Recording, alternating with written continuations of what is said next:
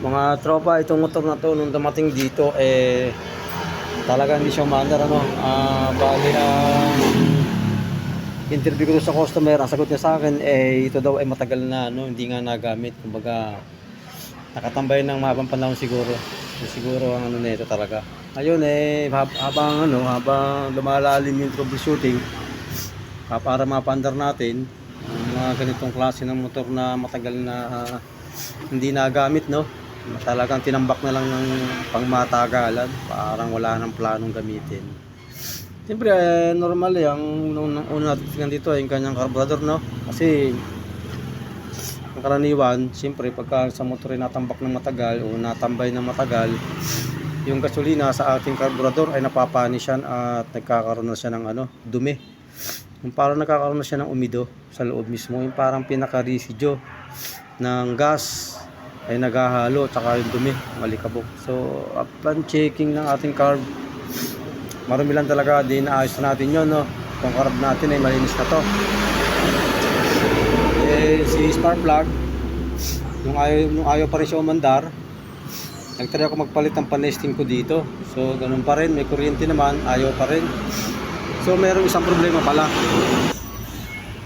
Kasi ganun ang problema na ayaw pa rin, may kuryente, ayos naman yung fuel system, gumagana na ulit yung kanyang carburetor, malinis na, ganun pa rin. So ang next na gagawin natin syempre ay itong ating valve clearance sa ating makina. Kasi minsan kaya pala ayaw umandar, yung palang valve clearance nagkaroon na tukod o nawala na siya ng clearance, nag 0-0 siya. So epekto rin yun ng hindi pagandar. So okay naman doon, tinik ko yung valve clearance niya, okay naman. Then naisipan ko na i-check yung kanyang timing. Doon ko nakita na yung timing pala niya ay wala sa sa eksakto talaga na pwesto yung kanyang timing mark. Nakatapat dito yung letter T, sakto sa magneto. Pero dito, isang ngipin, sala siya. So doon pa lang kailangan magkakaroon ka na ng idea na hindi tama yung timing na ginawa. Hindi pa. So ang gagawin natin ngayon, dahil vlog to, nag-vlog tayo, ang gagawin natin dito ngayon ay tatama yun, yung yung problema na yun, no? Bali ang ginawa ko dito, yun nga, yung timing niya inayos ko na, then napaandar ko na siya. So namatay yung engine, susubukan natin siya ngayon na muling paandarin. Ito yung temporary na supply ng gas niya. Testing ulit, papaandarin natin siya.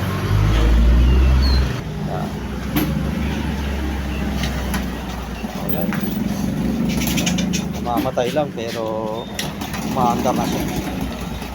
Pagka gano'n na namamatay, huwag muna natin pipitan. Baka kailangan mag-timing pa tayo ng dito, ng ere, no? Itong ere na to. Ayan. Totono muna natin siya.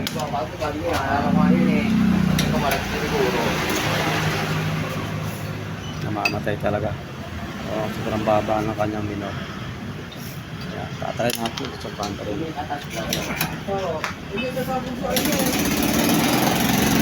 Ayan.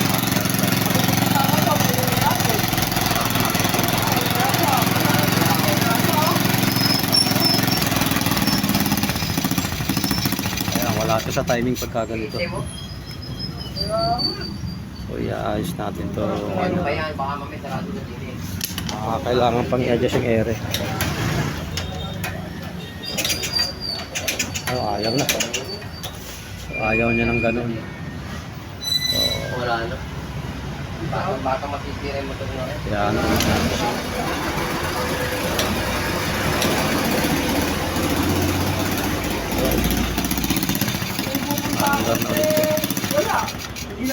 Ayaw nga lang. Ayaw na ayaw. Kasi gusto ko alas 4, magsasara na yung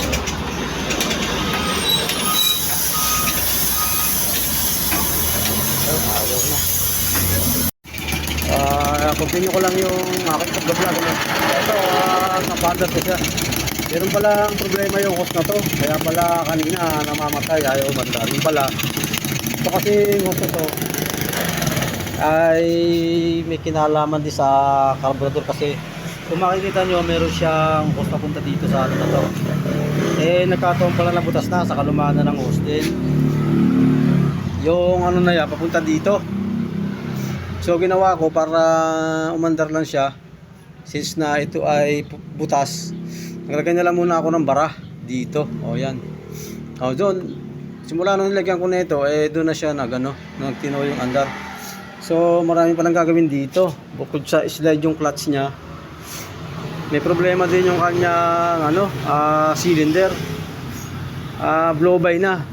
Puti na yung usok niya, makapal. So kailangan na siyang palitan ng cylinder block or iparibor. And yung kanyang tambutso ay singaw. Meron siyang butas. Dito gawi. Yan o. Sinasaksak ko, mapasok yung flat screw. Then yung kanyang mga oil seal sa magneto dito. Kaya na ginawa ko nung isang araw, meron akong pinalitan ng mga oil seal. Ganun din yan, ito ay 100. So dry type yung kailangan yung kanyang magneto. Dapat basa ng langis yan. So yun lang, at i-continue ko to hanggang sa matapos. Abang-abangan nyo lang yung mga gagawin ko pa dito. Dito tayo ngayon sa natin, part na to bali tinuluyan ko na yan. Talagang dinismantled ko na yung cylinder head, kasi sasabay ko na rin yung ito yung o-ring na to, yung oil seal na to, papalitan na rin yan kasi ang nito, ang problema yan, pati yung oil seal papalitan na kasi ang problema niyan, yung engine oil ay pumapasok na dito sa labas, nakakalabas na siya na dapat ay hindi, dahil nga ang sinasabi ito ay drive type drive type yan, hindi dapat basa sa langis. So kailangan dito ay tulo sa basa. So kasama sa gagawin namin yan din itong kanyang barbula ay papalitan namin ito ng bago. Then palit bago dali lang palit bago na itong barbula na to kasi ito ay may leak, singaw. Ayan. Boss, napaandar namin to ang problema nga lang, malakas yung usok, tapos may mga oil leak kagaya nito. Ito kasi magneto ng Wave 100, yan ay tuyo, dapat yan ay hindi basa. Ngayon papalitan itong mga oil seal na rin. Tapos tapos itong hindi, wala siyang ingay maliban sa tambutso, butas, ayun. Then isko po nakita rito ay ito, magpapalitan tayo ng barbula kasi itong hindi pa pwede block. Hindi obrang hindi. Paparibor mo kung gusto mo. May meron kahit. Ay, laki ng clearance. Napakalaki ng clearance ng na piston ring mo. Malaki clearance? Oo. Paano naging malaki yun? Ganyan Ganyan yung clearance? Oo. Paano hindi usok? Pang? Saan yun? Sa pagkakalagay o... Hindi nami-maintenance ng maayos yung motor sa langis. Oo. Aling. Alarings. Wala kung nasaan Pero yung andar, yung Ariyo. nyo? Kuya, ano yung diferensya kanina ba tayo umandar? Unang-una ay siyempre pag ganyan natambak ng matagal ng motor, hindi ginagamit, carburetor niya marumi. Ginagamit yan. Marumi yan at saka yung carburetor. Oo, marumi yan at saka panis ng gasolina. Pero ginagamit yan. Ginagamit yan araw-araw. Hindi siguro. Ginagamit nga araw-araw yan Service ng tatay ko yan Sino?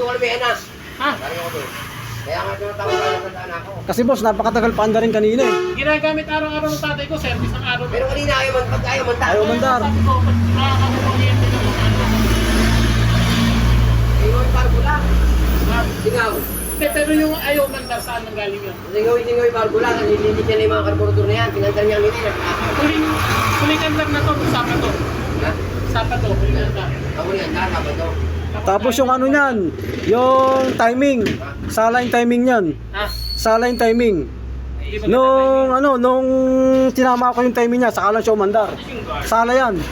Pero hindi stock yan, ginagamit ng tatay ko yan. Hindi ko alam sa inyo. Service ng tatay ko Oh, yan. may tighter nga yan. Service yan, may sizer yan Basta ang ano nito, papaandarin lang natin. Tapos yung kung ano yung problema, yun ang ating gagawin dito. Para umayos to. Hindi yung black na yun, pwede mong paribor, pwede mong palitan ng bago. Then magpapalit din tayo ng ano, barbula, yan Nagkasabay-sabay lang, nagkaabot-abot. Kaabot-abot yan. Yung dito yung ano wala sa timing yung timing chain. Kahit tagal-tagal pinapaantan eh. Kaya Wala nga. timing. Kasi binuhusan ng gasolina yung barbula. Hindi kasi ng singaw. Meron naman tayong actual dyan, papakita ko sa inyo, boss. Ito, gasolina to. Wala ka eh. Yan, boss, Ayun, singaw. Kasi may kasabihan tayo, to see is to believe, Hindi niya siya Dapat wala yun. Wala ka siya. Sinasabi na to see is to believe muna, Nakataas. Meron kasi yung magsasabi tayo Ano po, nag-vlog ba kayo kaya? na, nagbablog ako, vlogger ako. YouTube, Facebook page, meron ako hanggang sa Reels. Yan, Hindi natin yun. Mo, papalitan natin, papalitan mo. Asa inyo yan? Meron ko pa ngayon stock Hindi, yan. kukuha ko yan eh. Ay, sige. Kukuha ko sila dyan kung gusto mo. Kaya nga, sama ko sa akin. Ito, binibigyan namin ng si boss ng pamimilian niya kung ipaparibor o papalitan ng bagong block. Pero kung tatanungin dyan, mas gusto ko bagong block na kasi napakalit ang diferensya. Kung sa ribor uubos ko ng 1.2, 1.3 sa bagong block, mag-add ka lang ng 400 bago na yung block mo. Suntal brand pa. Dadating pa ako eh. Hindi ako kanina. Kaya wala sa magkano block. Hindi ko, ano may bilihan natin isa? Mga 1.6 yan. Ano yun, mukha siya ng branded yun. Suntal. Hindi yung, may mumurahin kasi eh. Hindi ka ba kaya ang patingin mo dyan? Hindi naman sandal eh. Hindi ko malam ko, tatak ko nun eh. Pag kasi Suntal, meron siyang brand may pangalan sa block mismo, Suntal nakalagay. Ayan, wala kami makita ano. Namin alam kung anong brand yan. Kaya Lem, Dadalhin ko na yung ano na to, tambucho. dito din nila, hindi naman patinuto sa kanila. Ano yun? 13,300 yata, tinawaran pa yung 70 pesos. Kaya tanong mga maraming pinitahan. 27 piraso yata ang piyesa eh. Hindi namin yun. Kapaltan yun. Ayun eh, pinita namin mga kulitura. Babae, mababa ni mga Kasama rin pala sa gagawin namin dito ay magpapalit kami ng clutch lining, but before that ay meron tayong napansin dito sa pinaka primary primary clutch. Itong mga hukay na nandito na parang naka-groove ay hindi normal sa isang semi-automatic clutch na sistema ng isang motor na kagaya nito. Ang kailangan kasi dito para lumakas yung kanyang hila o yung dating lakas ng makina na to, kailangan ito ay ipaayos din sa machine shop. Kailangan mawala yung mga yung mga hukay na yon. Kasi ang nakasalpak dito na piyesa ay ito. Itong mga na to, ang tawag dyan ay clutch shoe. Clutch shoe ang tawag dyan. Ayan, yung mga yan. Meron din siyang clutch spring. Parang sa mga scooter. Ayan meron siyang spring.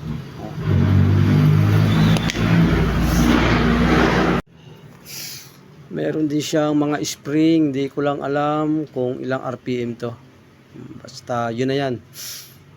Ito kasing primary clutch na to, ito ay walang pagkakaiba doon sa mga scooter na pag na-reach yung certain na RPM, ito'y bumubuka o kumakapit dito.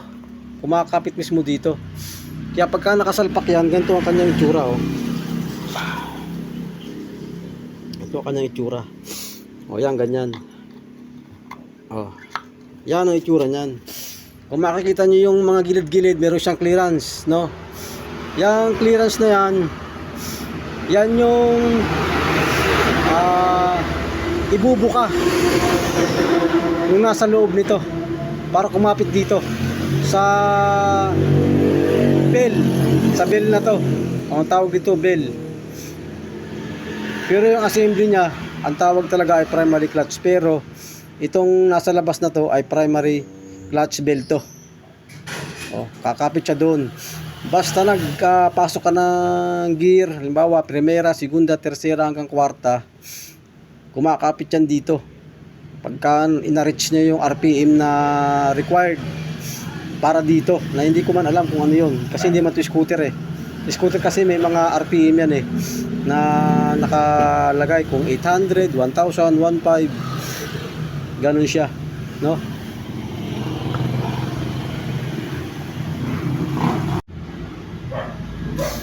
Kaya kasi gusto ko na rin isama tong ano na to, itong part na to ng clutch niya. Kasi ganito rin yung isa kong motor, no, yung aking SYM. Ganito rin ang kanyang problema. So kailangan ko na rin siyang ipamasin shop, mawala yung mga groove na yan, no. Pumantay siya dito sa ano, para pagka kumapit itong kanyang clutch shoe, nandun yung ano, yung torque ng makina, yung lakas talagang kuwang-kuha niya, walang dulas. Kaya kasi parang lumalata o humihina na yung hila ng isang motor sa mga ganitong semi-automatic, kasi nga yung service limit na tinatawag namin mga mekaniko sa part na to, no, ay nawawala na, nauubos, no. Ano ba yan, boss? Dali lang at ako kasi nagblog eh. Sige, dali lang, papatayin ko muna. May dumating tayong ano, tropa na nakikihangin daw. Ito namang mga lining na to ay nakalagay ito dito sa ating ano, kung meron primary clutch, meron secondary. Ito yun.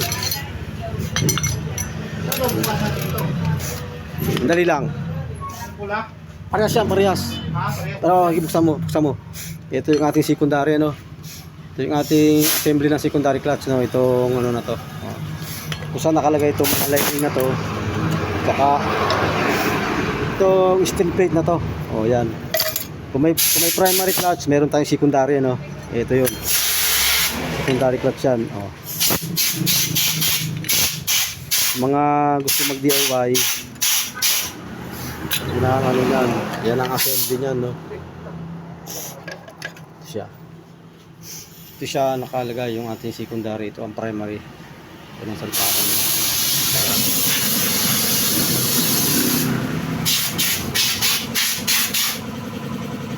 Baka kasi ang mangyari nito kung hindi ko ito gagawa ng ano, ng para na ito may ayos, no. Ang mangyayari kasi nito, kahit magpalit ako ng bago mga lining dito sa kanyang secondary clutch, sa malamang ito ay babakjab, dahil yung ang inaasahan kasi ng customer dito ay babalik yung dati niyang ano, gilas, yung dati niyang lakas, sumila. So babakjab to, kaya isasabay ko na to sa ano, sa gagawin ito. Isasabay na to para kumpleto 100% yung torque ng makina ay nandun, para tayong backjab na mangyayari.